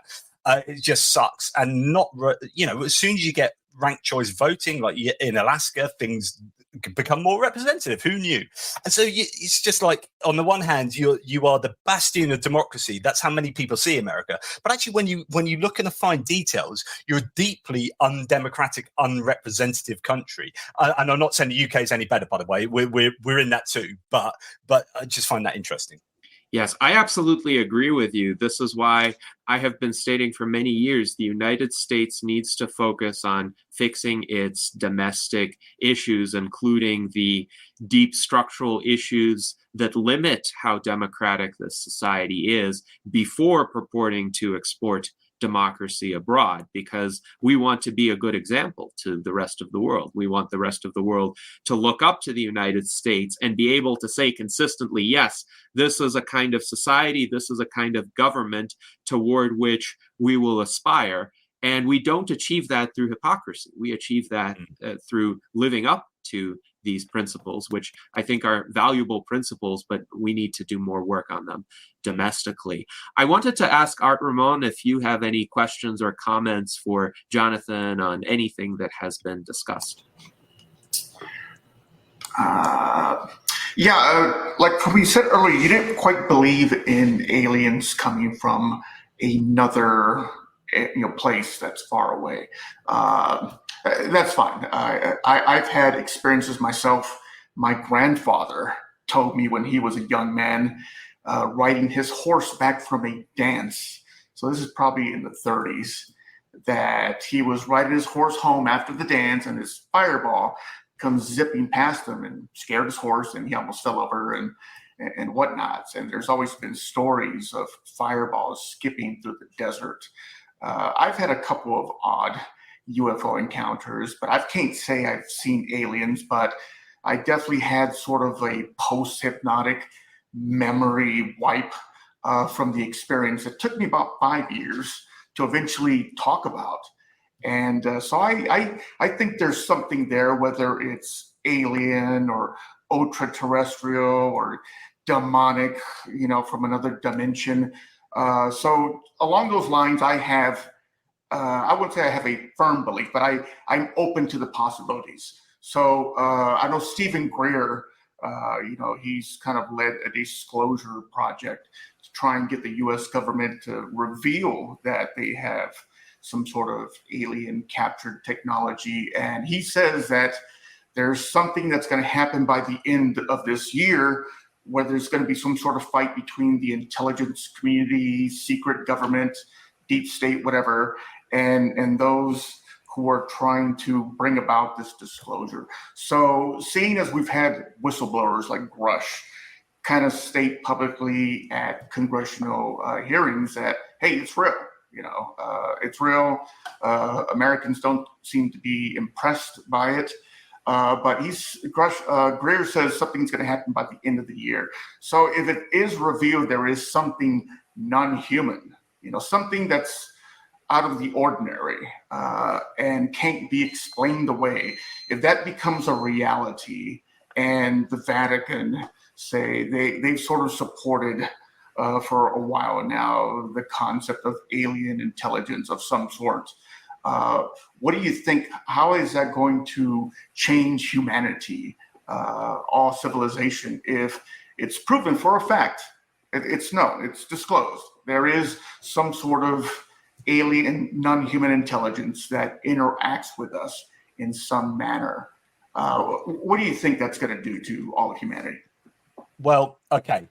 Goodness, right. Lots there. I mean, I adopt something called a Bayesian probability analysis for taking on claims. I actually use this in my book, The Resurrection: A Critical Examination of the Easter Story, which is like looking at historical claims in the Bible as to whether the resurrection happened. And you look at competing hypotheses, and you look at the prior probability, which is before I look at any data, what's the chance of this happening? And then you look at the posterior probability, which is like, now I'm going to look at the data, and then you have your background knowledge and you plug this all in, and you kind of get a like, okay, that's more probable than that.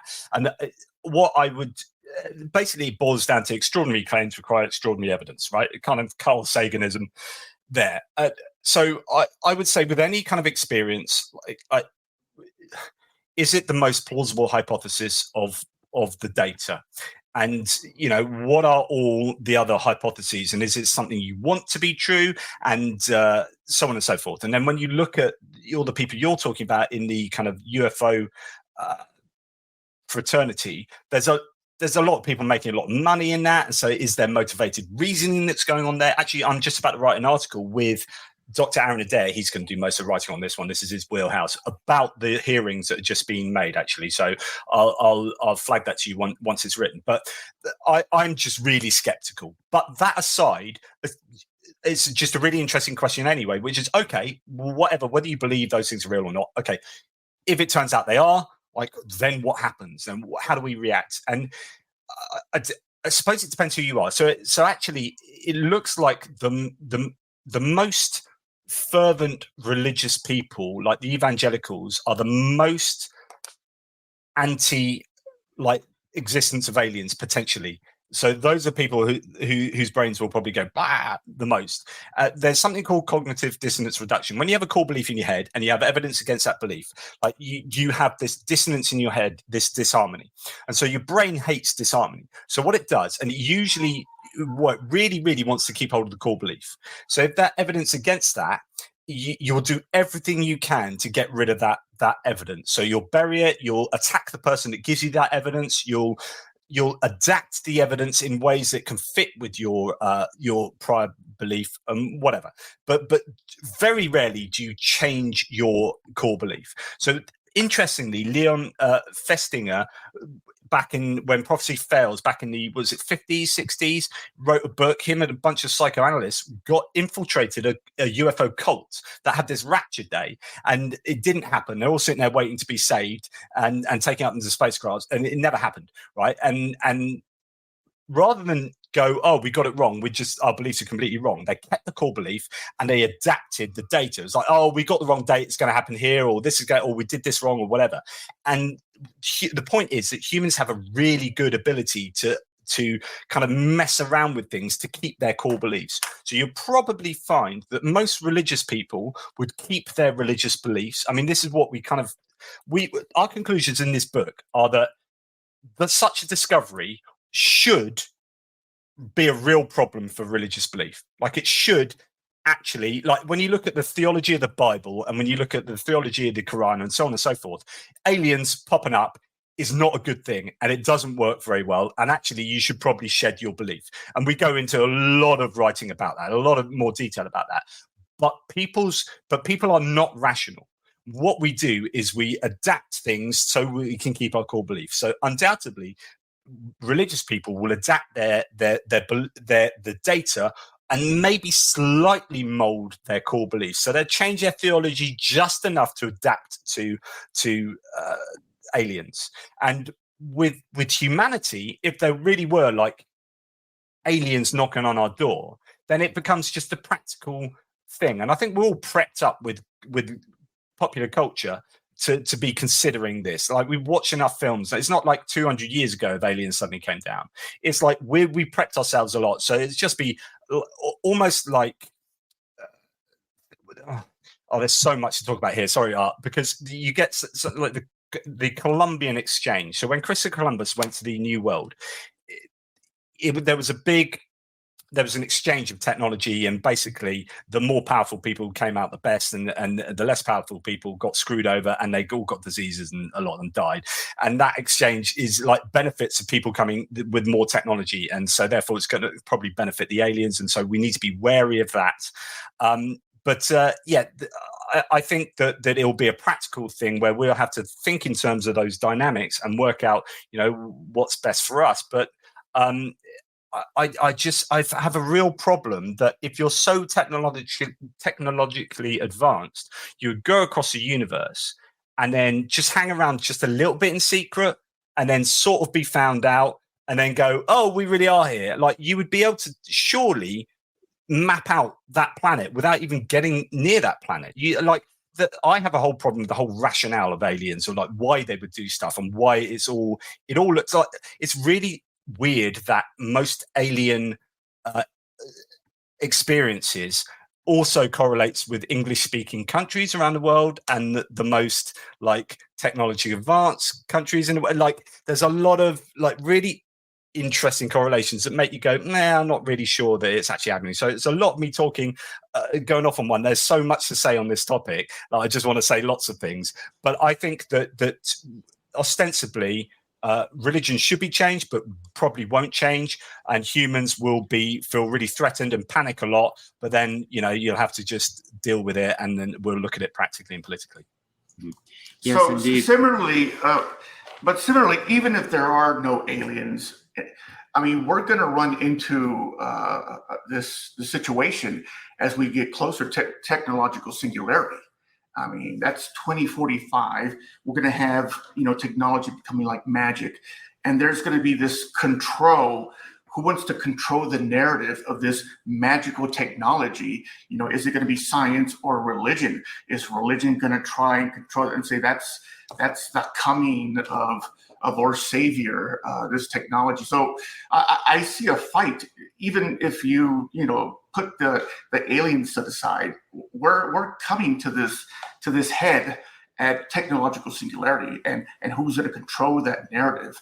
And that's a really interesting idea. And I think with religions, they're inherently conservative. So I think actually, rather than wanting to control it, they'd be very fearful of it. And this goes back to what Gennady and Tom have been talking about, and the idea of fearfulness of these new ideas. So I think that will, I think religion will struggle to control that narrative. There will be far more like reacting against it rather than trying to control it. If you say to each religious person, would you like to live longer? Would you like to cure your MS? Would you like to not be bald?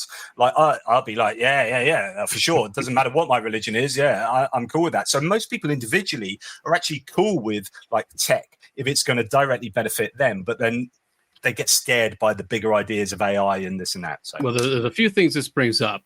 This is the narrative that the military-industrial complex in America is going with, right? They are leaking these out. We know that they have a lot more information about this than they're letting on. But it is the narrative that they are going on, because that military-industrial complex is fueled by fear.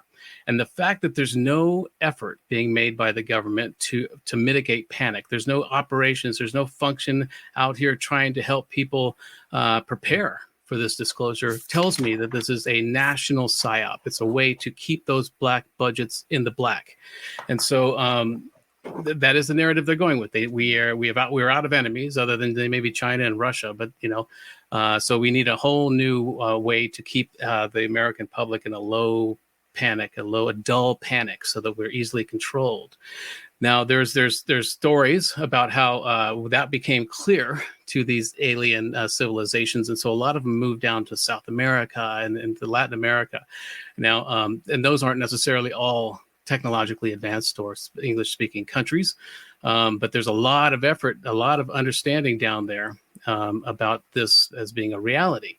And so I have an initiative called the Extraterrestrial Initiative, which is designed to help prepare the American public, to empower them with a citizen task force to do our own research outside the government, to offer panic mitigation, emotional first responders and communities across the country to prepare for this narrative if it's not a reality, and also to alleviate the fear, make this new reality as mundane a reality as possible, as soon as possible, and to instill what I call Earth Plexus, which is a way to identify, enhance, and package our unique skill sets, Earthling skill sets, to trade in an economic, in a galactic economy, right? And so, if that's the narrative that this government is going with, then we need to be prepared for it and take control of it. I think there's a lot of arguments to be made that they can't possibly come here. It would take light speed is ridiculous because of the mass. They would, the mass that would be taken. So the idea that there's the distance and the time and the light speed travel is impossible. I don't think that's the case. I think we have not been alone for millennia. In fact, we may be the experiment of certain late past civilizations. And so I think, it takes 31 years is the number of seconds that a billion is, right? We've been around, this universe has been around, of course, maybe, that this will change, but for 13 billion years, right? So we can't really conceive of this number.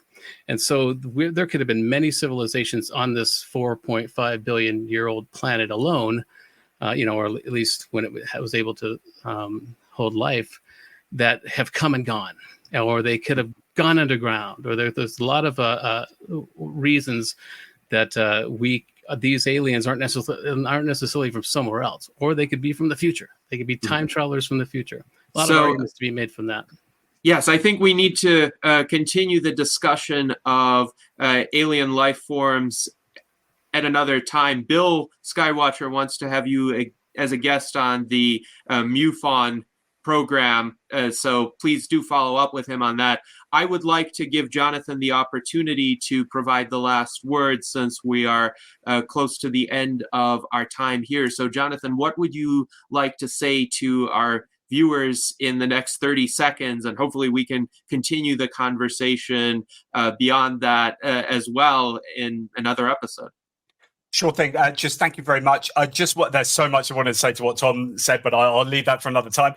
Just on the whole thing about governments, just really interesting. New York Times came out with an article just today or yesterday talking about Elon Musk, right? Starlink. So 80% of all satellites are still operational, and of those that are still operational, 53% are owned by Starlink. So they are Elon Musk satellites, and he has 4,500 satellites in low Earth orbit around the Earth. So if you're worried about governments, and power there, one single person actually has a phenomenal amount. He said this year that with that, Twitter and Tesla, he has more information on humanity and more data on humanity than anyone else that's ever lived as a single person in his head. So just be warned, and it's not just about governments being nefarious, and there are individuals that we may need to watch out for a little bit. But just thank you so much. I've loved talking.